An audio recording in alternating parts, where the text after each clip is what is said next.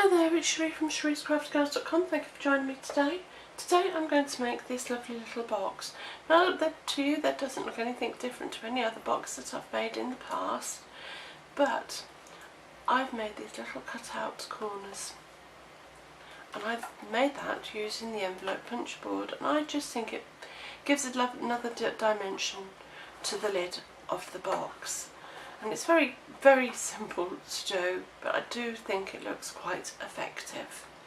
And this is used mint macaron and the petals and paisley DSP, and for the embellishment on the top I use Botanical Builders Framelits dies.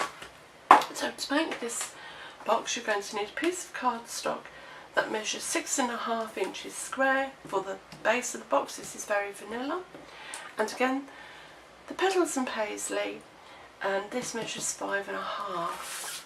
So taking your scoring tool, I have scored this already because I think this is about the third time I've tried to make this box.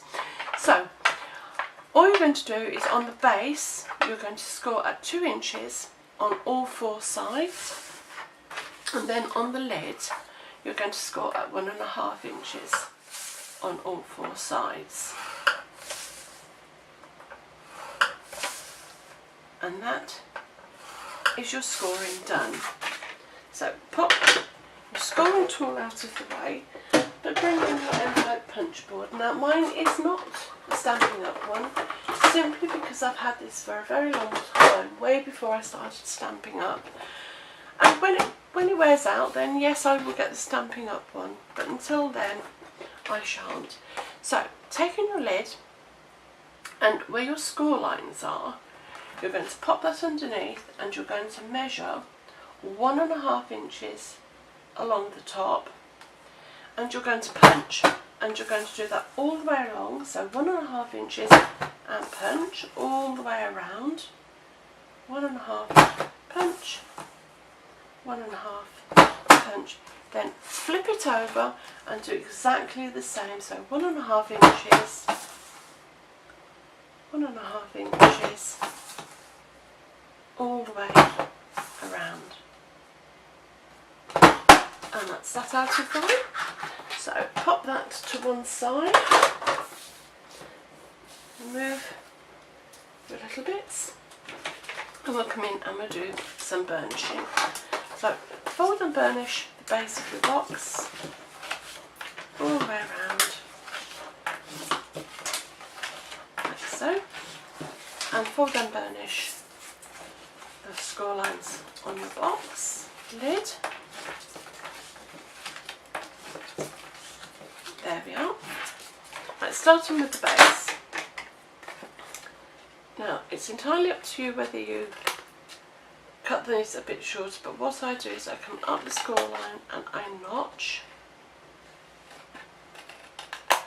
and then I cut quite a length off. You don't have to do this, entirely up to you. Then turn, notch the outside, up the score line, notch and trim, turn,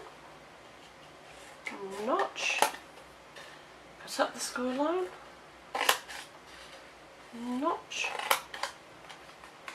and trim.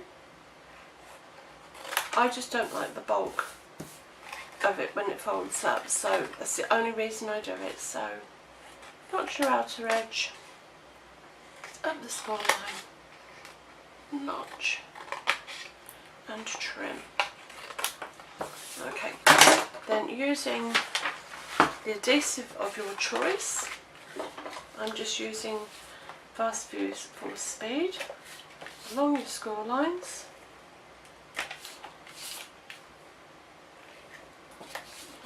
Still in camera, and construct your box as normal, lining your corners so they look really neat and tidy, all the way around, and there's the base of your box. Now with the lid I cut down, say, the score lines on opposite sides.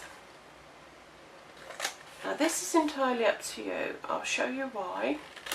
Because when you fold, you will see that it does match perfectly. Now that's fine. If you want to leave it like that, that's absolutely fine. You see, look, the corners absolutely align, and it aligns perfectly there. But I just prefer to make it square, so I just simply cut so it matches. This corner I just simply cut across, and the same to the score line, and I do that all the way around. As I say, you do not have to, because they perfectly align. I just don't like the bulk in my box, so I just trim them down so they look nice and square, like so. So it looks like a normal little box, and notch ever so slightly into the bottom, the one that meets your cut rectangle. So I just trim that just a fraction. That one doesn't want to come off though. Just a tiny bit, nothing much. You're just taking away that score line. And then, again, using the adhesive of your choice, come along and along the score line, put in your adhesive. Now, as normal, I always do two sides, pop it on my box, just so I know that it's going to align perfectly, like so. And then pop that one underneath, and making sure it aligns perfectly. Sorry, I'm out of shot. Just make a corner. And there you have a perfectly fitting lid to your box. And there you are. Isn't that stunning? I just think the corners make, as I say, a different dimension to the box. And for the top, I am just going to take the flower that has the petals that cut out, which give it this lovely effect in. That piece isn't going to be big enough, silly me. Find another piece. Whoops! I have quite a bit of scrap, so I'm sure there's something here. There we are, that one will do. So we're going to bring in our big shot, and we're going to pop on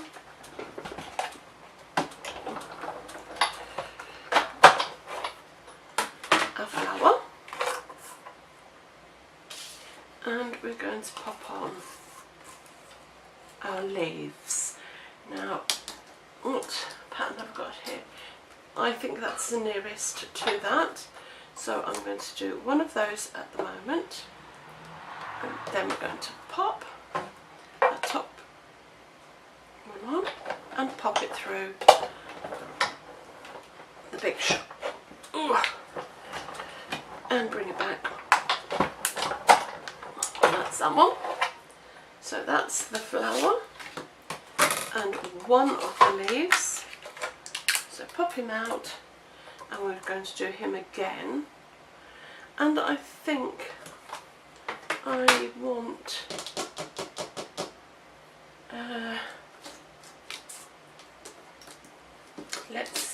I really need to get some magnetic sheet to pop this on, because it's sliding all over the place and I can't find the one I want.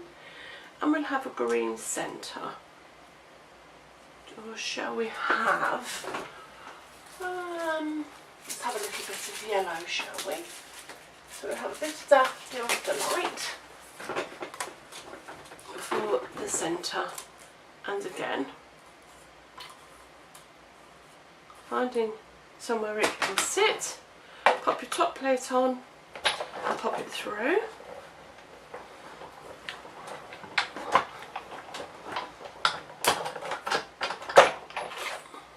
And that's that, and that's that one. Let's take this out of the way so that we've got a bit more space.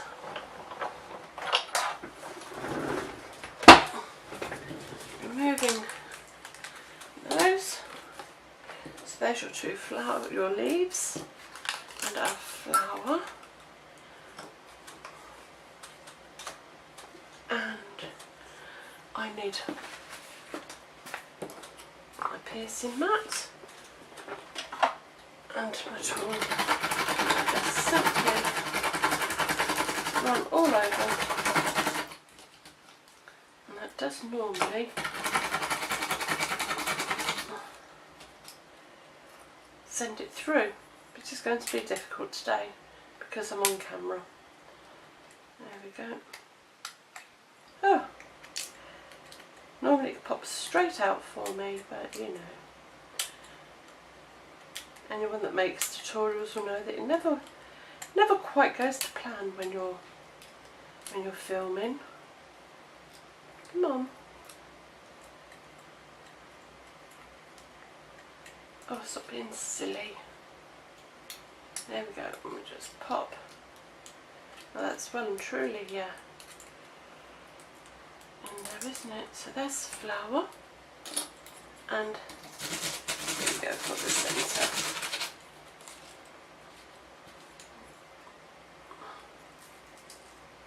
There you are.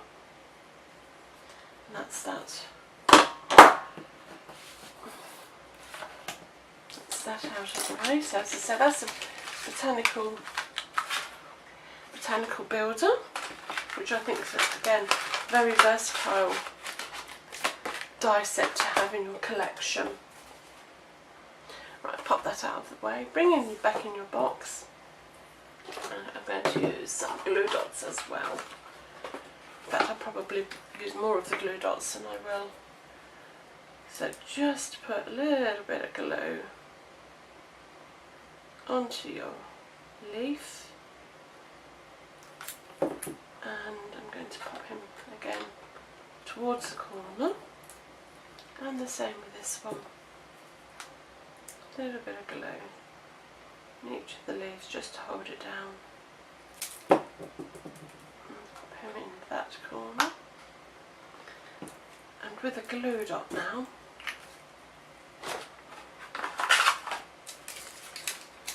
I am going to pop my